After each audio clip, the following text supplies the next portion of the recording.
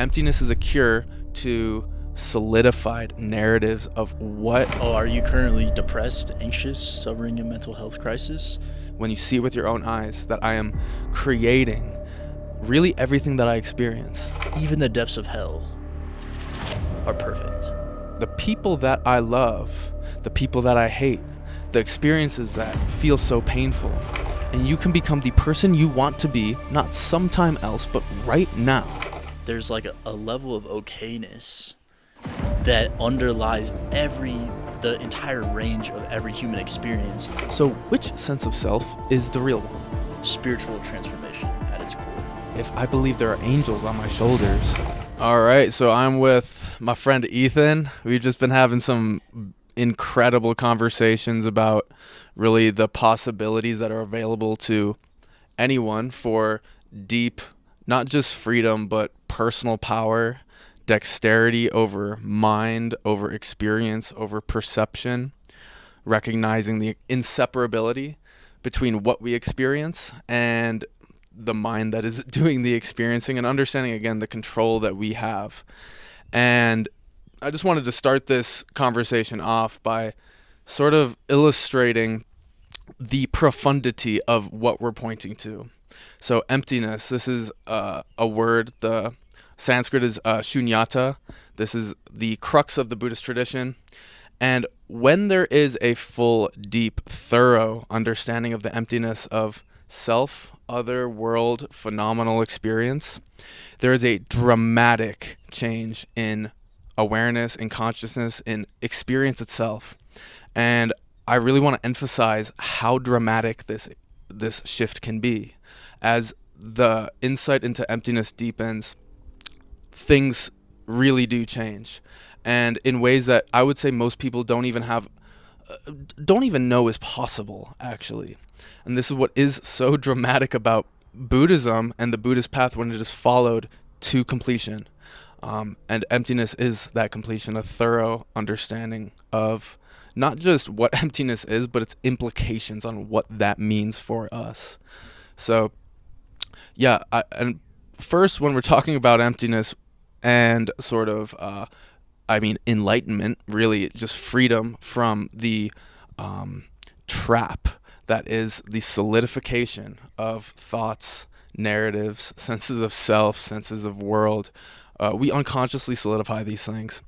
And that is what you could call normative human consciousness.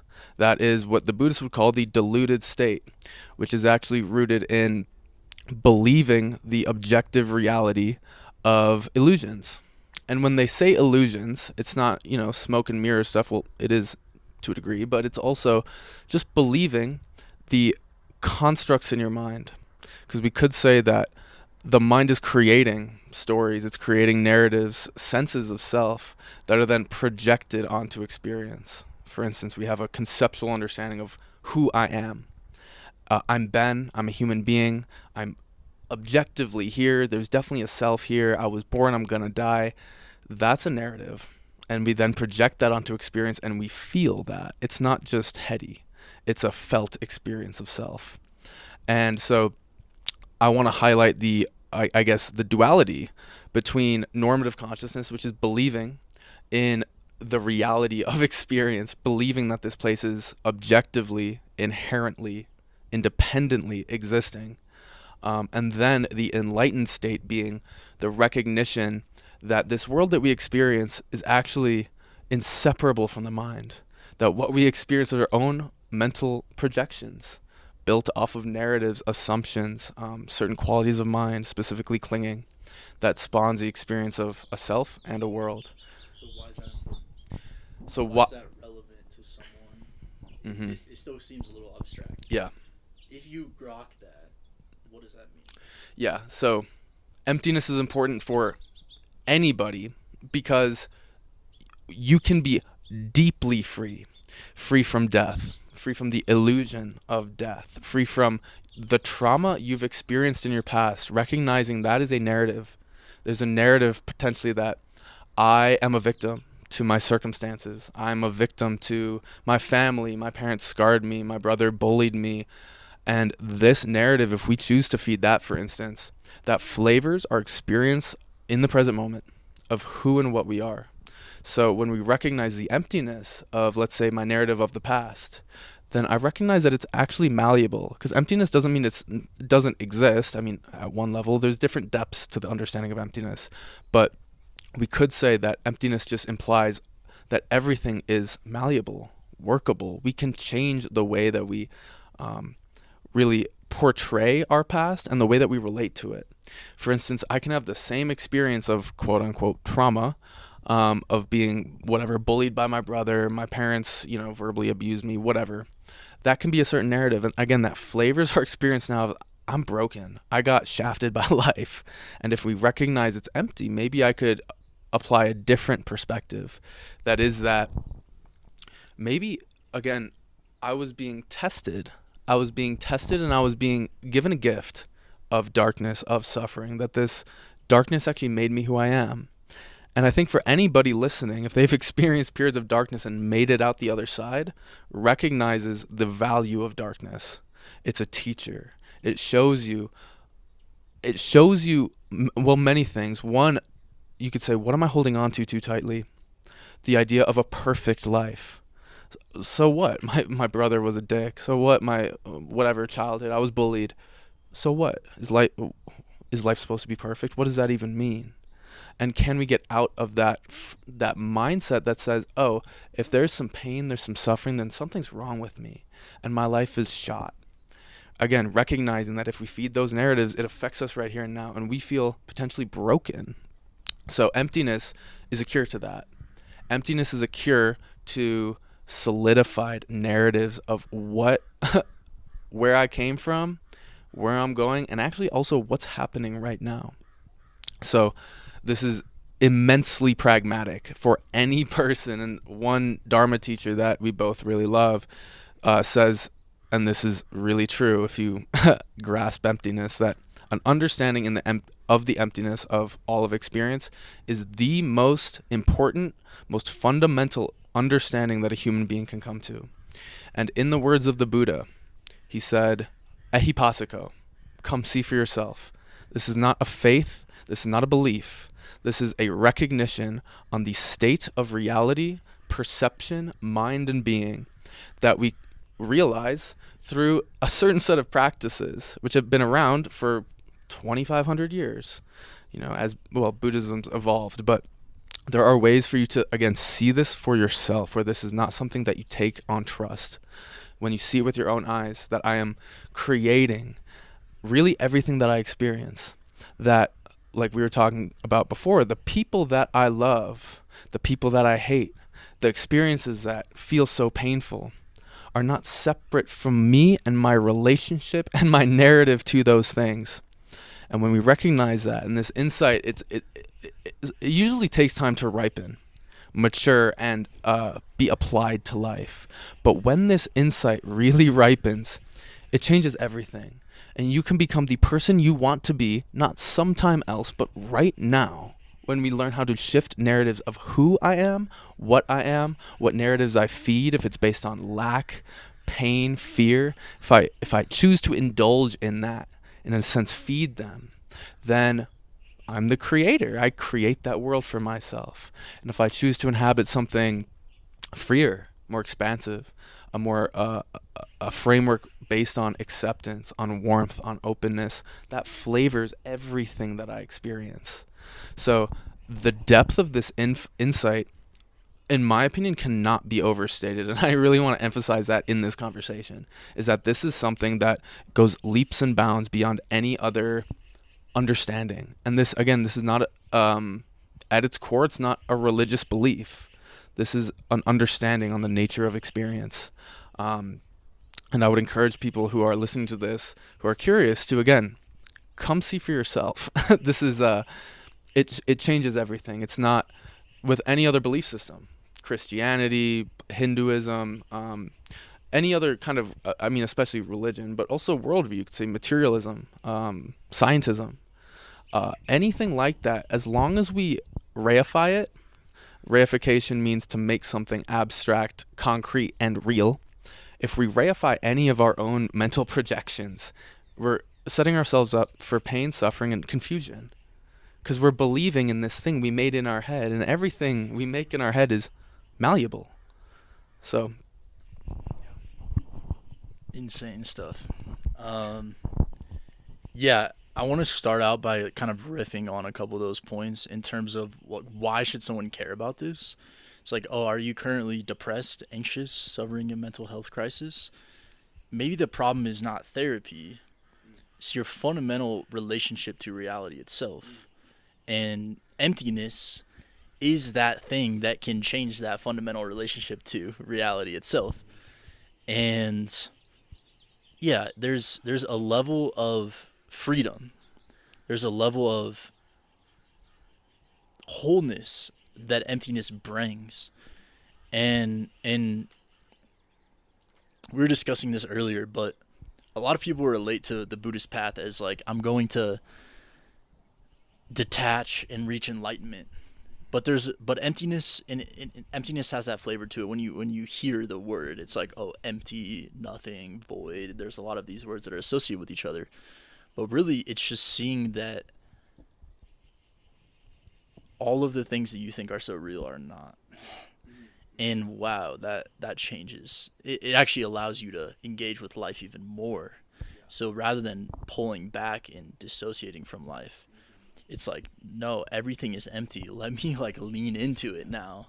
Wow, I can shape it. I can experience greater degrees of not only joy but like peace. Like, oh, I'm in deep grief right now. Oh, but there's actually a peace here too. I feel at peace. Oh wow, I'm really mad at this person. Oh, but I'm also at peace. There's like also, it's like this. I like the word peace because it's like the peace when you realize everything is empty and you realize that it's not as real and solid as you thought it was. There's like a level of okayness that underlies the entire range of every human experience. Oh, this person's like yelling at me right now to my face. Oh, there's fear, but there's also peace. And so, just a couple thoughts on why people should care about this shit. yeah. And I think it's important to recognize how deeply our conceptual frameworks impact our experience. So, our conceptual framework of, for instance, someone's yelling at me. Let's just say in that there's probably quite a bit going on conceptually. There's a person who's yelling at me. There's an energetic feeling in the body of like, oh, what's going on here is like this kind of aggression. But why does that arise? It could be fear, contraction around this separate sense of self, which, oh, if someone's yelling at me, then maybe they're a threat to this solid separate self. Maybe they're going to kick me out of the tribe and I'm going to be whatever, ostracized. There's a lot going on psychologically in these experiences that when we see the emptiness of self, the emptiness of other, the emptiness of feelings in the body also, of narratives of, oh, fuck that guy, or oh, what do they know? Empty, empty, empty. What do they know? What do you know? It's all empty. And when we recognize that, there's a malleability in perception and our ability to understand any experience. And again, from this place of radical fluidity, and that's what it is. It's radical fluidity. And again, it's not empty as though there's nothing there. I think maybe we'll get to that. In one sense, there is nothing. I mean, nothing here. But in another sense, emptiness can be synonymous with fullness. It's full of infinite potential, infinite ways of interpreting experience, where the conditioned experience of a solid separate self is actually just one of those narratives that are available to us. We can say also a classic one is this universal oneness. This is, taught in many mystical spiritual traditions, universal oneness.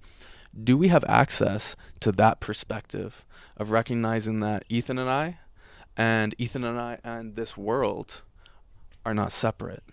We're actually dependent on each other in the sense of where there is a self, there has to be a world for it to view. In Buddhism, they call them dependent co-arisings, where when there is a self, a viewer, there has to be something to view. It's just how it functions. And if there's a world, there actually can't be a world without something to view it. So this is the world of duality. And actually, when you see the inseparability of viewer and the viewed, you recognize that it's actually one thing. So that is an equally valid perspective. And the freedom with emptiness is not that one is better than the other. The freedom is actually recognizing both views are empty of inherent existence, in the sense that when there are certain qualities of the mind present, specifically that of some degree of tightness, clinging, the psyche contracts around this separate experience of self. Not right or wrong, it's just the quality of mind is clinging at that point. Whereas that universal state of oneness is much more expansive. And in those experiences, there's the quality of less clinging, more expansion. Again, none are right or wrong. The freedom is having the ability to access both, to understand, oh, if I'm experiencing, again, a solid separate self, the ego that many traditions say is the root of suffering, that's actually just an illusion built on a certain quality of mind. And if I relax that, the sense of ego changes. The example I use is if you walk into a party and you know nobody there, everyone looks at you. What do you feel in your body? Tightness, contraction. Oh, shit. A pretty solid sense of a separate self, right? Those are certain conditions. Whereas if I'm in the mountains for, 3 or 4 days seeing nobody, I feel extremely loose. The sense of self is very different. So you see, even this sense of self, this self that we take as so real, so inherently existing, is actually not. It's dependent on certain qualities of experience, qualities of the mind. And when we recognize that, you might ask the question, so which sense of self is the real one? Is it when I'm walking to a party and everyone looks at me and I feel very tight and self-conscious?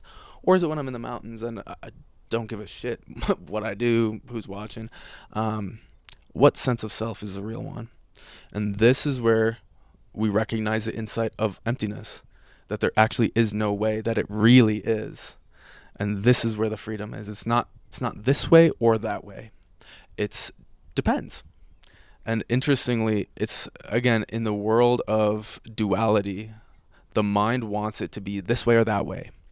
We crave some solid ground to stand on. The solid separate ego craves the solidity of certainty, of I am like this or I am like that, and the world must be like this or that. It craves certainty. And that's actually the trap. The freedom is recognizing groundlessness. That, unfortunately, to the ego, there is no certainty here. And when we recognize this, we open up to infinite possibilities for crafting this place intentionally, choosing, oh, if I'm experiencing anything, there is a conceptual layer to it, always. Even in a thoughtless mind, deep in meditation, there's still some sort of conceptual understanding of that's a sweet elk skull. This is Ethan. This is I'm outside right now. These are concepts, even if they're nonverbal.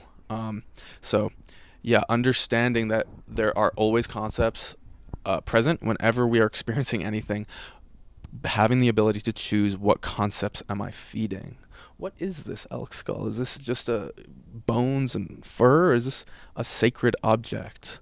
Again, we have the ability to choose, recognizing that there is no interpretation that is more real than any other. And when we recognize that, we actually also understand that all interpretations are, in a relative sense, real and true. So there's an infinitude of possibilities here. With depression, for instance, how much of our depression comes from lack, comes from fear, feelings of failure, not measuring up. The question with that is, we could address the self, the solid separate self. When we recognize it's not that real, you can ask the question, which self doesn't measure up? Is it me when I'm feeling myself and I, got 12 hours sleep and just drank a cup of coffee? Or is it me when I just had a fight with my girlfriend and I just got fired from my job? Which sense of self is the real one? And you can start to, again, the whole formation of self can dissolve. Also with depression or not measuring up comparison, There's the notion of cultural norms, these conditioned experiences of success, where I'm not a success unless I have the money, the house, the whatever, the certain quantity of diverse experiences and vacations. I'm not a success. My life's a failure if I didn't get to live like that. Says who? Different cultures have different understandings of what success is. Um, and you can see they're all actually empty. But again, we need to, I think, focus on how real that experience of conditioning is. The conditioning of cultural, societal norms, how we feel in our bones, I'm a failure. It's it's real. It feels really real. We feel like we have a separate self. This is I'm Ben, and I'm Ben, 365, 24/7. That's just what I am. This is a conditioned experience. And again, the radicality of emptiness opens up an infinitude of potential, along with even just glimpsing emptiness. There's a levity in the system. There's a lucidity, a clarity, and there's naturally love, compassion, because in the emptiness, seems like a paradox. There's a wholeness that you will never find when you're a solid separate self. As long as you're an ego, a solid separate self, you will never truly be whole. You can't really touch that, actually. Um, so when we tap into emptiness, which again is the state of experience, is the true unconditioned reality. When we just recognize that there is a wholeness that can never be taken away from you. And how does that affect mental health? How does that affect depression? How does that affect anxiety? This, yeah. Yeah, I mean, I think one of the core points here is that it's hard to really like heal your mental health without like a level of profundity. I think there's like this push to like let me just figure out my psyche, and oh there's this part here, and like let me speak to my parts, and like that's all good. But I think that to like truly experience wholeness, you have to go deep. Like you can't get to an experience of wholeness without purifying your consciousness and without like spiritual transformation at its core. And I think our society is trying to get us to become mentally healthy in a paradigm that creates conditions that are not supportive of that, right? And so it's like we've talked about conditions. Robert Bea talks about conditions. There's an infinite web of conditions that we're all a part of. We also can shape it. We can also choose to take action or to put ourselves in environments in which the conditions allow us to see deeper and deeper insights into reality, which both purifies our consciousness and just brings greater degrees of wholeness and peace and joy and compassion. And I think we all want more of that. And yeah, there's something to the point of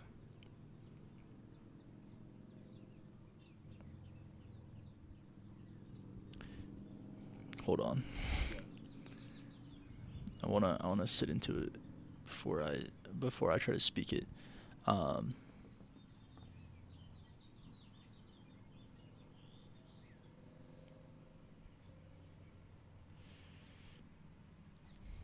There's a way in which none of the views that we hold are ultimately true, and there's a way in which when we try on different views, we feel the effectiveness of them, and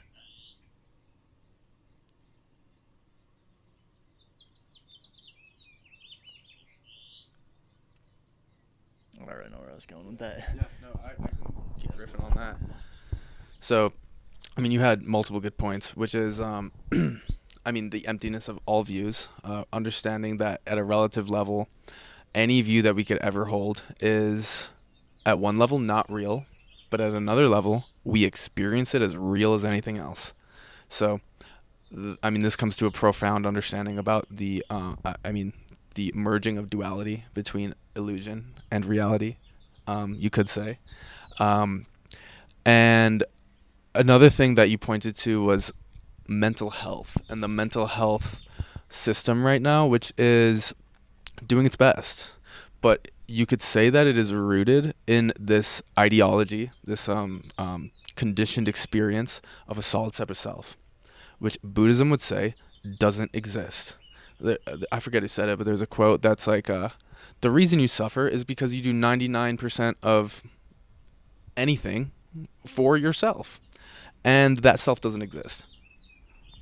Fuck. And so for me, again, I just got my master's in psychotherapy, and the whole time I was getting this master's, having such a deep foundation in Buddhism and emptiness, the whole time I was like, this is not going to solve these problems. Again, when there is a solid, separate self, you will never be able to touch radical wholeness. There will always be something missing. Always. And we need to understand that there is no way out other than letting this ego die. Letting, maybe not die, we don't have to kill it. We just have to see it for what it is, as not that real, as a projection of mind. And when we see that, we can open up to a completely different experience of what is going on right now and what we are. Where the label human and Ben and Ethan, they just don't hold the weight that they used to. When we open up to what we are, and this is, again, dramatic, we have the possibility to understand something beyond birth and death. And it's an understanding. We don't have to kill the ego. It's just we have to see clearly what's going on right now.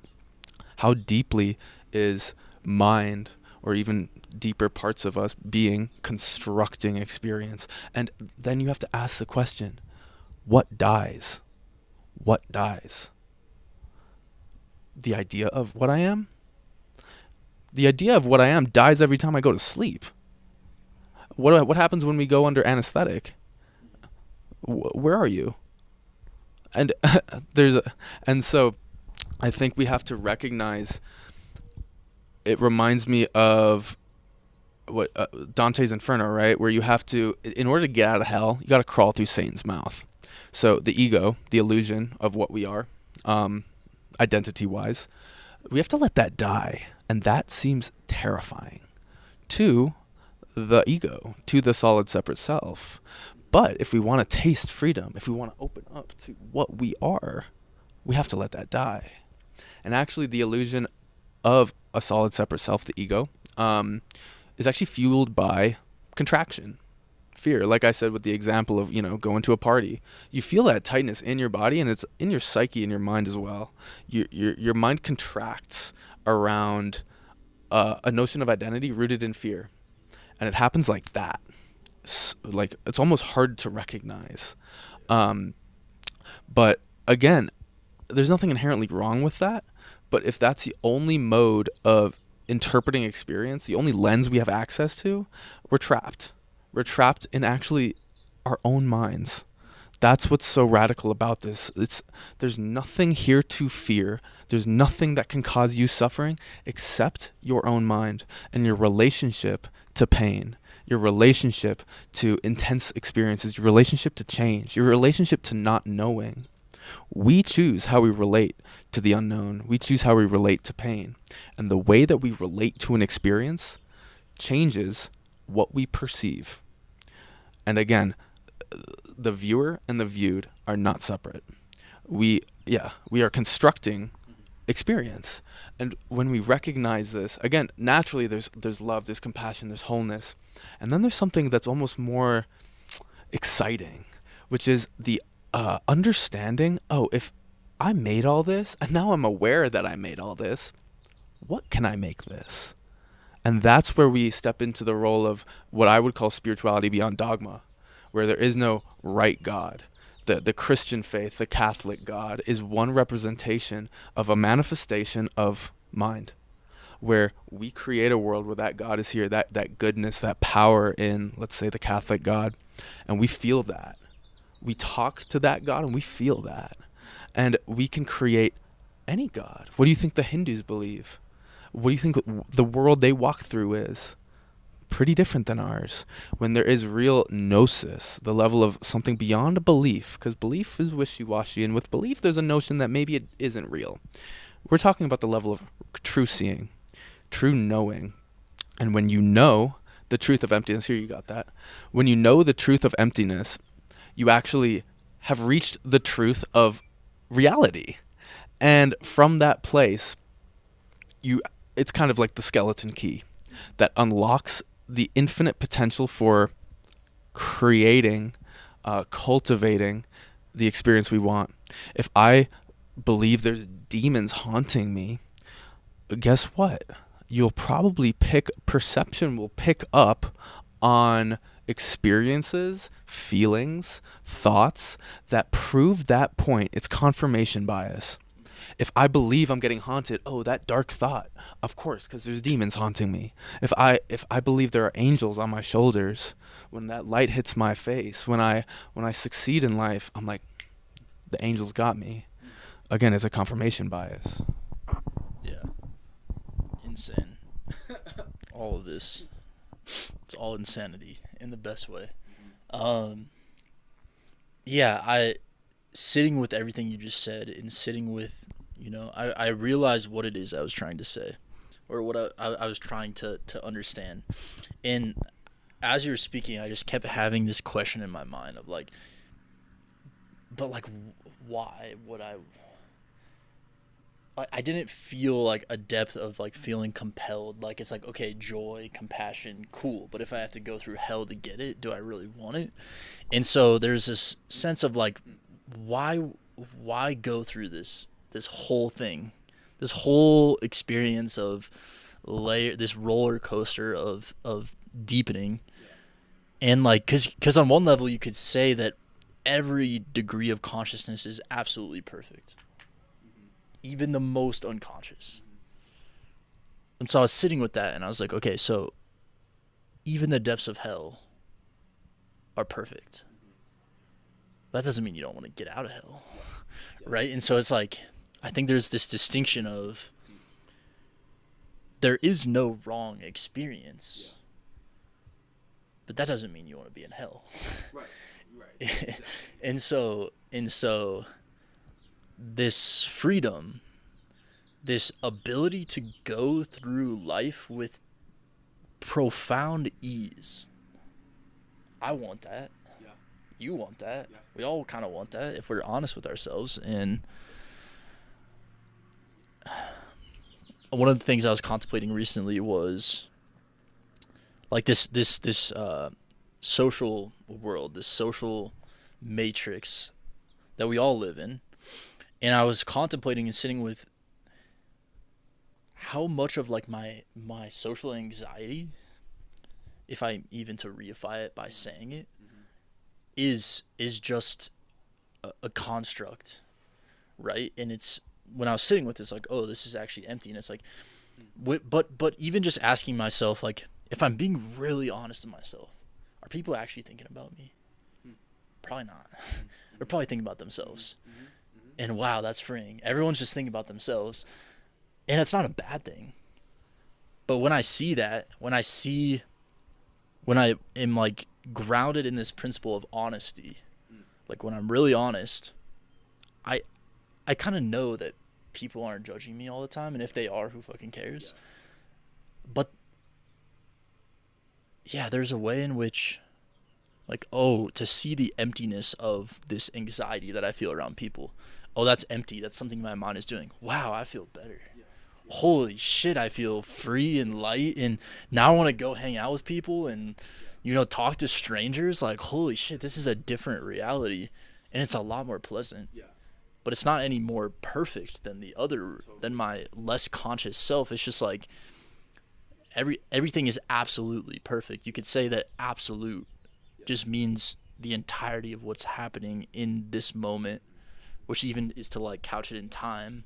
But like we're existing, we're experiencing things, and the fact that we're experiencing things is perfect. And I would like to be more free at the same time. Yeah. Oh, there's so much good stuff in what you said. So there's the experience of we could say anxiety, social anxiety, the understanding of the emptiness of that, the maybe conceptual, intellectual understanding of the emptiness of that. And what was popping in my mind is, okay, so we maybe intellectually have a grasp of the emptiness of anxiety, but I still feel it and it still kind of sucks. So what do I do? How do I deal with this discomfort? How do I deal with this pain of anxiety? And again, this is where it's sort of a paradox. You actually have to completely go into it. Because as long as we are resisting that anxiety, the resistance is a contractive force. So when we resist something like anxiety, we contract around it and actually feed it. So interestingly, if we can open to the anxiety of like, so what, I'm anxious, maybe no one likes me, and it is what it is. Where are you then?